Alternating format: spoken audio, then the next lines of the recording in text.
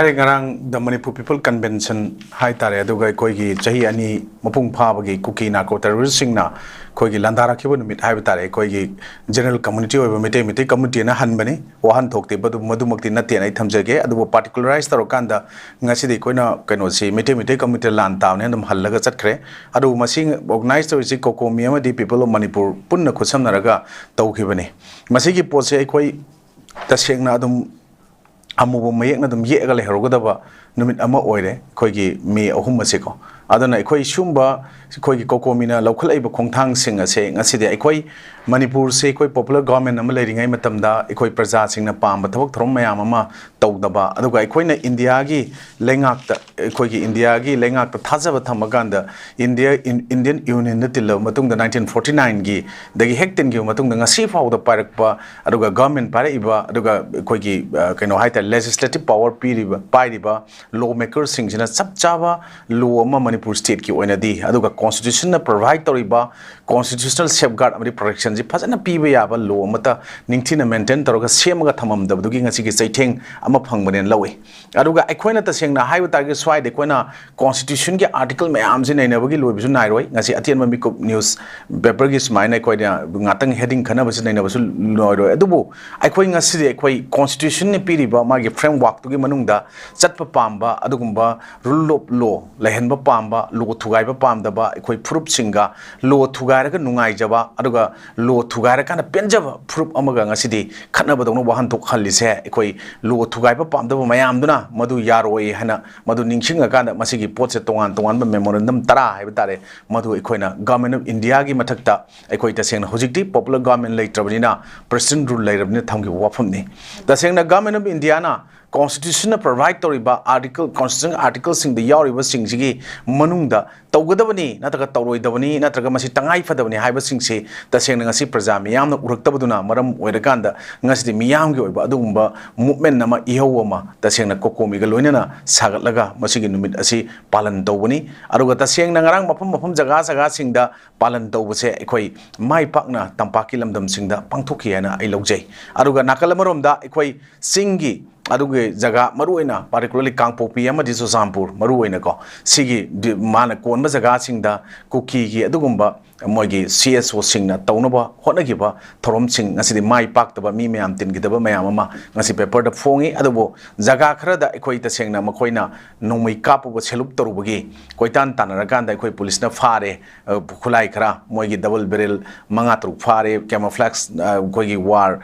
type ta koi shet kadaba koigi militant sing terrorist sing set papri kongau sing fare ari bulletproof sing fa adu mayam fare ngasi hape aduna singda lo leitrabra haina khalamba potu ngarang numit ikona celebration to numit sida celebration anisi ki kenaba amana separation day ge celebration ni amana Manipur gi apunbagi territorial integrity aruga historical identity na taga political unity kai biarwena phongi mi phomni anisi ki kenaba ji sinen lawi nakalam na makoina claim tawi adu makoi se adu ma mioi kanglup sing se constitution na ji kari no haiba a tra khangdro kangu ne na aidi dum toina ju hanjaba aduga tasengna horofom khangdaba aduga habitual liars aduga history sing chamda ku pamba furup kangu ne hana madugi umbrella dugi makhada lerga chumba sawgalibu kangu singdo ina dmane min tawjani hauji ekoina swaida matam ma ko horopda hami all cookie new cookie wafum nate cookie singna cookie gi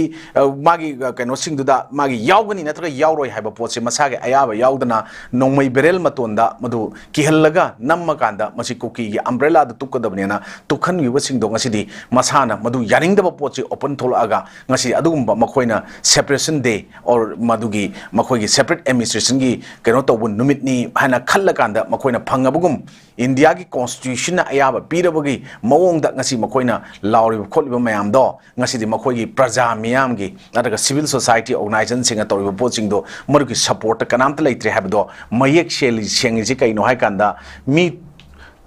itok tawduna kuki jau singi separation day thoro mapung phagidre hana khabar heading kar ije sina tai aduna makhoi adum basing dire koina hainingi manam the constitution si kari no kamaini am sort of divine to yai kanda a constitution is a fundamental and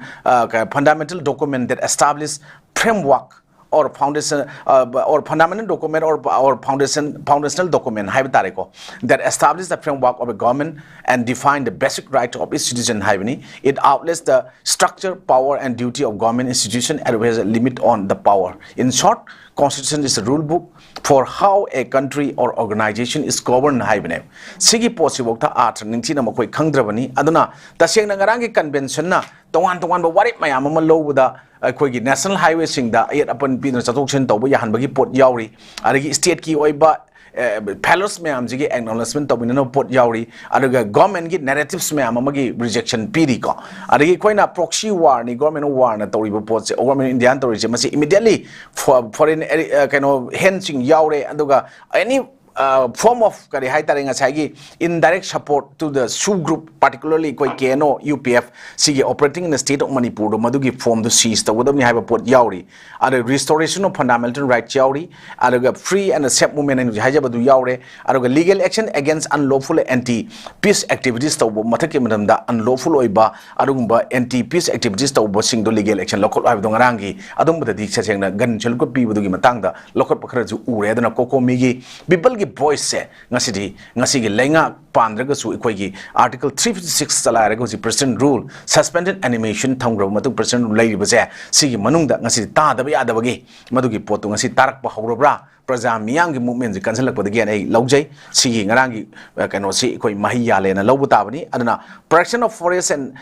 action against opium cultivation yauri aduga the documentation of illegality makoi gi sasim sasanba fraud document mayam pariba fraud tori mayam singdu yengchena aduga enforce national register of citizenship ana masigi point tara si da ningarang ikoi adumba people convention the Manipur people convention on 2 years of Manipur crisis senate was da ikoi gi kokomi amadi people of Manipur organized the low warip se sigi manung da bu makha tarak pada kari no hai jai kanda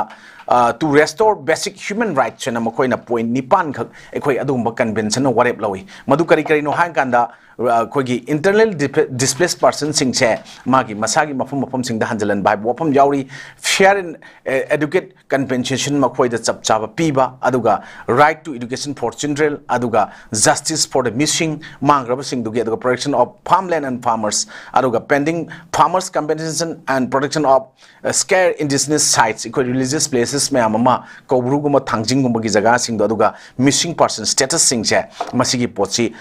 kano tawgadabani hana bot amachu yauri sigi mathakta ikoina masi yarakta taragadi people of Manipur amadi government of India sigi marakta yamna mutual relationship sing du da yamna achoba effect ama lakpaju yai haiba pot sing ikoi kokomi amadi prajami yamna pigi bo pot yawi aduna masidi koine haijabani it is the moral responsibility and constitutional responsibility of the government of India as now Manipur ji hujikti president rule lairabanina to ensure the right, safety and territorial integrity of its citizens in Manipur haibase ngarang yawi ikon thamjaningi which cannot be bypassed or diluted or outraged so outsource tawya de haiba pot singche masi khoi ngasi gi lenga gi mahut silaga paibiriba singsina khangadabne ana ai thamjaningi maramdi aikhoina Koki gi adugumba makoigi CSO natraga makoigi so called elected sing duna oji MLA loibu sing dandum constitution gi provision rong provide to article sing haiba tareko article 3 da or any 701 mayam du tunjana ka matu separate territory ma union territory ma tanba ya bai pot ne hai na makoina claim tawe adubu union territory ma claim to mutam na kari change adu union territory claim to bu ko na separate administration PO na hana claim to ya bra kram kan ka maina p makoi ching aseng ba horofam Manipur oi bra bu khang da makoina aduga taseng na swai da illegal immigrants makoina sumaina tali bu di madu Indian citizen da p aduga taseng na illegal immigrants santra foreign kano the people sing da di madu gi pot aya ba India constitution p ba leite have jai thamjaninge aduga ai khoina makoina du haiba taraga de mitai community su matam mama major tribe of Manipur na alis 19 kanoda 33 ki mamang da haibitare god madugi poto main tribe of Manipur na khangarami aduga ST ki status se restore tawna ba haina ngasi mayam hona ba kari ma koina objection tawri madudi ekoi chu article 342 of the constitution of India na so AST gi adugumba poto phangna ba ekoi chu tanjaba yai natraga madu claim tawi have yaw the kari gi constitution against ma koina sel ino have pot amle then ekoi na hujikti 2004 the create tokiba amend taroga article 330 338 amend torokanda inserting article 338A machi torumatamda ikoina separating from the earlier National Commission for Scheduled Castes and Scheduled Tribes leibudagi my objective to piriba haibadi to oversee and evaluate the implementation of safeguard of ST under the Constitution and others law and B was the National Commission for Scheduled Tribes and piriba pose machine tawya mokon yengjem port mayam lei maduda su mokoina kari objection toribano haibase masi aso wahang amadum oy karigumba mite community na masigi sammanaba law ma nataka sammanaba constitution protection ma phangdaba taragadi ekoi Manipur se sinking community oigibi yai haina ekoi ta sengna haragadi masi mayam na haina lay botang asi hana ekoi gi kaino oi biramba chairman UNLF oibiramba ekoi ta sengna Manipur gi Manipuri mutkiba yabagi akiba leire na RK Megan hariba pose masi ekoi nu haideriba ST gi status thamba aduga ekoi gi the MLR and LR kaino masi gi post 1960 se masi ekoi mite community na ta sengna haragadi ching da taba yadi haiba poti pandabani ko lana interpretation tawni ko mayamna taba yadi na yawi lo box yawde but adubu taramdaba tahandaba aduga masi gi leiriba pot mayam chay na basida chamanaba India gi law da karamba jaga da karamba citizen na masagi confined troga jaga khara da leigadabani aduga atai dun laksil leibi ai khoi gi article 19 the yawriba right to reside freely in any part of India and hariba poto ekoi mite community gi yawdra haiba pot am khak chwai da questionable oi question am khak lei anu sumba mayam sing ekoi ngasi thengnariba mayam sing ase masidi it should be the duty of the government whether state or center union oigera makoina oigadabni makoina semgadabni adubu interpretation di lana hanbudu phatti haijabani even swaida ngarang koigi afawba Manipur gi singer tapta jen tane sei ma puthore da sengna haigadi sing da taba hauna tamda tabadi yai tamda leiba mitei na sing da tabadi ya de haru kan man mai tore aikoi thabal jong ji niktan leiji gai taw ponama aikoi khongjom de no mitta thabal jong yam phajaba isei ma yam sangi madu min traw ngam ki oiba isei ma mana puthuraga khudul tamak pase Manipur praja miyam jeng asli bhap tarak tan entertaining way form da ngasi di praja miyam bhap ta no hono boda kathe jeng na haragadi makoi na ngamjaba isei sakwa mo singer apaw mo raga su magi thodang loroga la ibse aikoi magi episode kun jubudi am singthaningai oi mayek ching doi ai tamjaningi tasengna ireibak mareibak si nungsibagi o kaino de manungda itil do yawdra batagadi Manipur kambaji kachu oithoi habse ikoi kunamak ningjang ba chumena lawe ikoi chindana ama tabak nama aduga tawthorokna ma tawbogi pota la agadi masi kaidongaida iramdam ifrup izati iraiba nungsi haiba yaroi aduna ekoi matang asite koi yamna kumna section na yenga bhap tamina amadi ngasi mathau tai even ngrang adumba sintha lepaga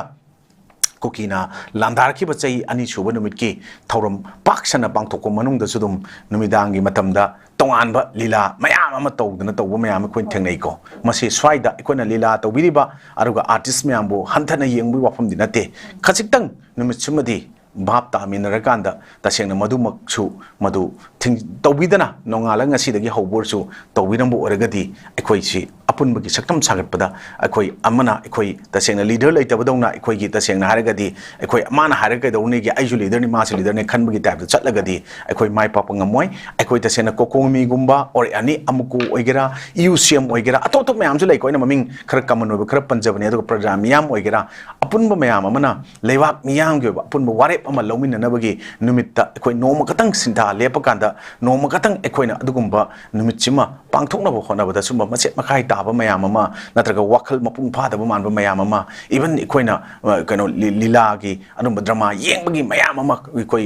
mora paidan choki paidan nungthindagi hauna haib tare ko thola akanda ekoi gi lambi lamjaw do thokpu uba aduga adumba pairaga chatpu u matamda thamoi ji yam penda ba ma phawi matung tarak budadi even masi tawbidana ba aduga ta sengna haigadi sumba lewaki oina tasengna tawriba thabak thorom mayam singse masidi ekoi punna masi ekoina loinamak yumdagi thoga madugi mafam du chalaga yaw ngamdragasu thamoi nungda lewak nungsibagi ithillama je isana madu pidraga mina haraga illaga chatpadi yaroi dawnin masi isa isana khandabira kanda lewak sing asi lukhibiana leire kaina mayam mama khangai mayam mama aduga Manipurgi masak leiraba mi mayam mama aduga freedom ningar mi mayam na hainer ibo wafam singsisu koi common people kon lokchandragadi koi people convention gumba tawbagi sigisi wan thok lehendagi poda tara agadi hayeng ekoi gi communities look with the mokho lo yaw go do ne masana ningsing bu sum mena is